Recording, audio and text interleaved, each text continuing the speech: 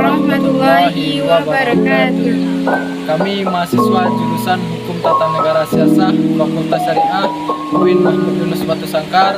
Di sini kami akan menyampaikan materi yang berjudul dengan struktur sosial dan hukum yang bertujuan untuk memenuhi tugas sosiologi hukum dengan dosen pengampu Ibu Siska Elasta Putri MSI. Kan saya Trisha Hidayat, NIM 2130203091 dari kelas HTNC.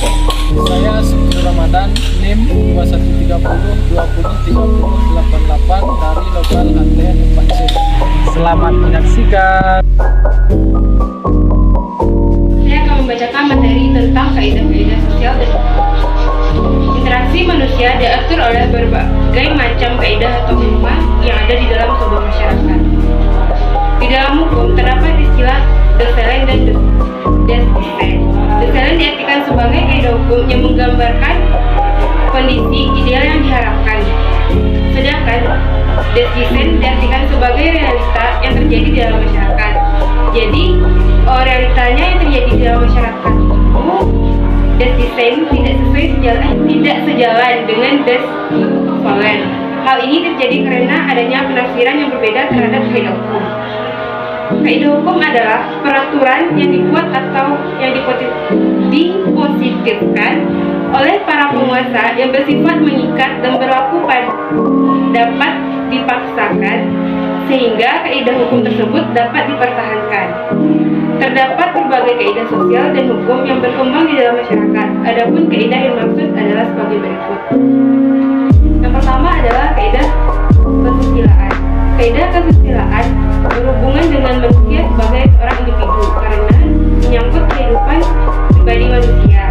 Misalnya mencuri adalah salah satu tindakan yang dilarang. Kaidah kesusilaan adalah keinginan seseorang untuk tidak melakukan hal tersebut. Maka seseorang tidak melakukan tindakan mencuri bukan takut terhadap sanksi atau dosa kepada Tuhannya, karena batinnya yang mengatakan bahwa perbuatan tersebut tidak patut untuk dilakukan. Yang kedua itu kaidah agama. Kaidah agama merupakan aturan tingkah laku manusia yang bersumber dari wahyu yang diyakini oleh penganut agama tersebut. Hal ini berhubungan dengan hubungan dunia akhirat yang bersumber dari Tuhannya. Yang ketiga, kaidah kesopanan. Kaidah kesopanan merupakan kaidah yang didasarkan kepada kebiasaan yang telah berulang-ulang dilakukan di dalam masyarakat. Kaidah kesopanan merupakan aturan dalam bertingkah laku dan dalam tata pergaulan di masyarakat. Jadi, kaidah kesopanan merupakan ketentuan hidup yang berasal dari pergaulan hidup di masyarakat. Apabila terjadi pelanggaran terhadap norma ini, maka akan ada sanksi yang berupa celaan atau teguran atau cemoohan dari masyarakat. Yang keempat, kaidah hukum. Ada perbedaan karakteristik antara kaidah hukum dengan kaidah sosial atau non-hukum. Ada beberapa karakteristik kaidah hukum. Yang pertama, sumbernya dari masyarakat. Yang kedua, sanksinya bersifat eksternal. Yang ketiga, isinya ditunjukkan mutlak pada sikap lahir. Yang keempat, bertujuan untuk menciptakan ketertiban masyarakat.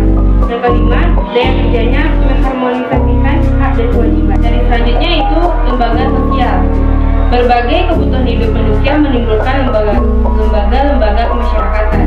Misalnya kebutuhan kehidupan kerabatan menimbulkan lembaga-lembaga kemasyarakatan seperti lembaga keluarga, lembaga agama, lembaga pendidikan, lembaga ekonomi, dan lembaga politik. Adapun fungsi dari lembaga kemasyarakatan. Yang pertama, memberikan pedoman kepada warga masyarakat bagaimana mereka harus bertingkah laku. Yang kedua, menjaga keutuhan masyarakat yang bersangkutan. Yang ketiga, memberikan pegangan pada masyarakat untuk mengadakan sistem pengendalian sosial atau sosial kontrol. Jenis lembaga sosial yang pertama adalah lembaga keluarga.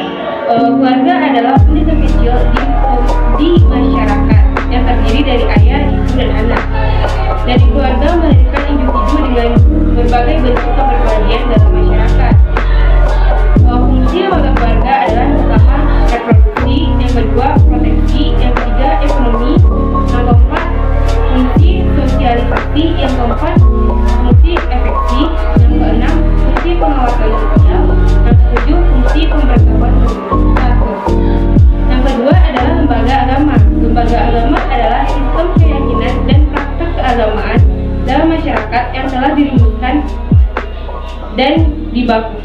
Pada dasarnya, agama adalah aktivitas antara hubungan antara individu dengan Tuhannya. Fungsi lembaga agama adalah yang pertama sebagai pedoman hidup manusia terhadap Tuhan, yang kedua sumber kebenaran, yang ketiga pengaturan tata cara hubungan manusia dengan manusia dan dengan Tuhannya, yang keempat tuntunan prinsip benar dan salah untuk menghindari perilaku penyimpangan, yang kelima pedoman pengungkapan perasaan kebersamaan, yang ketiga lembaga ekonomi. Lembaga ekonomi adalah lembaga sosial yang mengatur tata hubungan antara manusia dalam pemenuhan kebutuhan hidup sehari-hari. Lembaga ekonomi lahir sebagai usaha manusia menyesuaikan diri dengan alam untuk memenuhi kebutuhan sehari-hari. Fungsi lembaga ekonomi adalah yang pertama memberikan pedoman untuk mendapatkan bahan pangan, yang kedua memberikan pedoman untuk melakukan pertukaran barang atau barter, yang ketiga memberikan pedoman tentang harga jual beli, yang keempat memberikan pedoman untuk menggunakan tenaga kerja, yang kelima memberikan pedoman tentang cara pengupahan, yang keempat lembaga pendidikan. Menurut Undang-Undang Nomor 20 Tahun 2003 tentang Sistem Pendidikan Nasional, pendidikan adalah usaha sadar atau terencana untuk mewujudkan suasana belajar dan proses pembelajaran. Lembaga pendidikan adalah lembaga atau tempat berlangsungnya proses pendidikan dengan tujuan untuk mengubah tingkah laku individu ke arah yang lebih baik melalui interaksi dengan lingkungan sekitarnya. Ada 3 jenis pendidikan, yaitu pendidikan formal, non formal, dan informal. Apa itu pendidikan formal? Formal itu adalah kayak sekolah yang dimulai dari TK hingga perguruan tinggi. Sedangkan non formal seperti kursus. Informal adalah pendidikan dari keluarga. Yang kelima, lembaga politik. Lembaga politik adalah lembaga pengaturan pelaksanaan dan kewenangan yang menyangkut kepentingan masyarakat agar tercapai keteraturan dan tata tertib kehidupan bermasyarakat.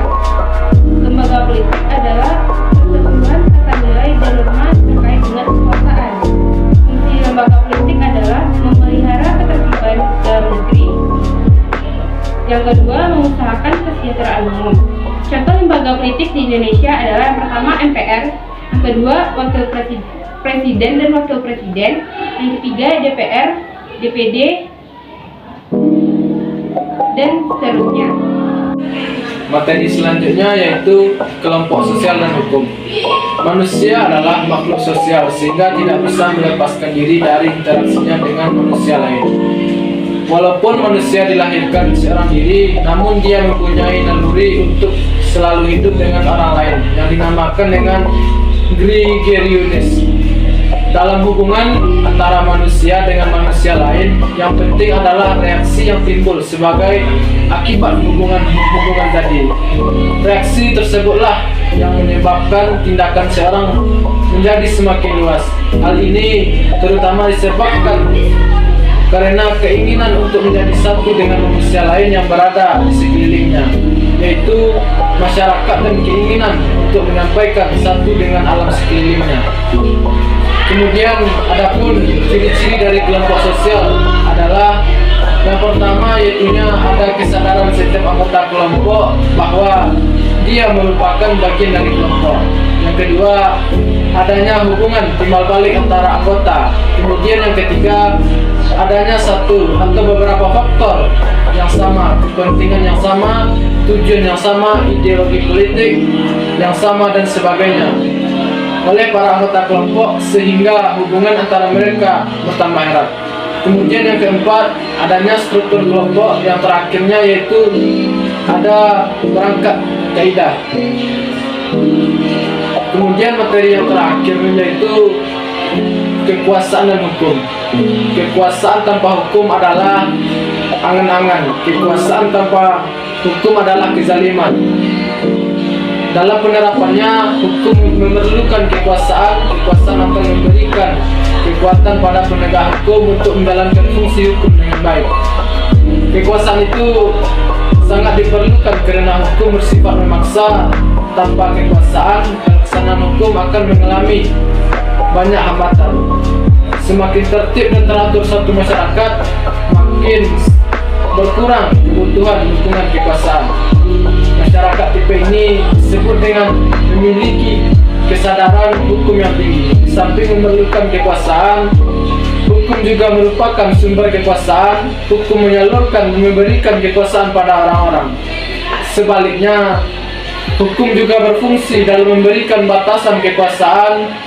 Kekuasaan harus dibatasi, karena jika tidak, hukum akan disalahgunakan oleh orang-orang yang memiliki kekuasaan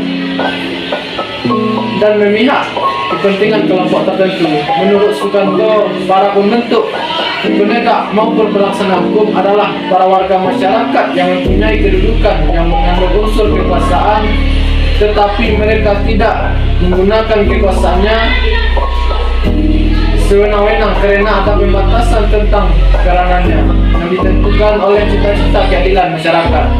Baiklah, materi selanjutnya yaitu tentang stratifikasi sosial dan hukum. Stratifikasi sosial merupakan pembedaan penduduk secara bertingkat-tingkat berdasarkan hierarkinya. Dalam penegakan hukum, stratifikasi sosial sangatlah berpengaruh, walaupun dalam konsep hukum menyatakan bahwa setiap orang itu memiliki kedudukan yang sama di hadapan hukum atau equality before the law. Namun dapat dilihat uraian di atas, keadilan hanya berpihak pada orang-orang yang berada atau dalam kelas-kelas yang elit. Contoh stratifikasi sosial di Indonesia yang pertama adalah kelas sosial tinggi, misalnya pegawai negeri, manajer, dan pengusaha. Yang kedua, kelas sosial menengah, misalnya dosen, pegawai negeri, pengusaha kecil, dan menengah. Kelas sosial bawah, misalnya buruh, petani, dan pedagang kecil. Dampak stratifikasi sosial dapat menyebabkan ketimpangan dalam kesempatan status kekayaan antara kelompok-kelompok sosial yang berbeda. Yang mempengaruhi stratifikasi sosial adalah: pertama, materi hukum, penegak hukum, sarana dan prasarana masyarakat, dan budaya kemasyarakatan. Sekian, terima kasih. Assalamualaikum warahmatullahi wabarakatuh.